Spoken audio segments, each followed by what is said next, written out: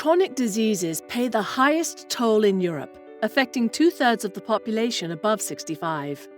People with chronic diseases are hit hard because they face a reduced quality of life and experience financial and social struggles. Chronic diseases also place a huge burden on our social and health systems, with 70 to 80% of healthcare budgets spent on their treatment.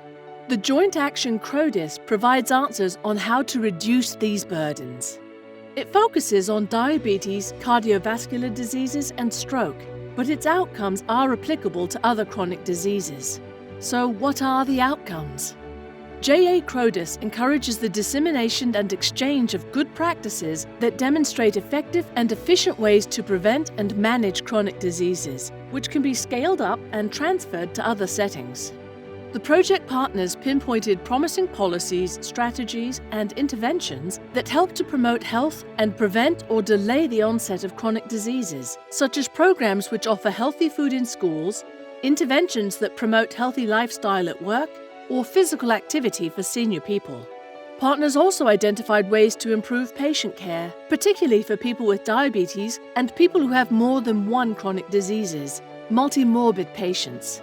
The ideal model of care is a comprehensive approach that is patient-centered, proactive, and involves different disciplines. It uses new technologies to support patient self-management and to foster good collaboration between caregivers. JA-CHRODIS also provides elements for the development of policies and programs of diabetes prevention and management. Among them, multiple stakeholders' involvement, patient representation, adequate resourcing, monitoring, and evaluation play a key role. All components of policies and approaches identified in JA-CHRODIS are broad and flexible enough to be adapted across countries, to a variety of settings and to other chronic diseases. You can find the JA-CHRODIS good practices on the CHRODIS platform, the first European collection of practices that are peer-reviewed based on consensus criteria.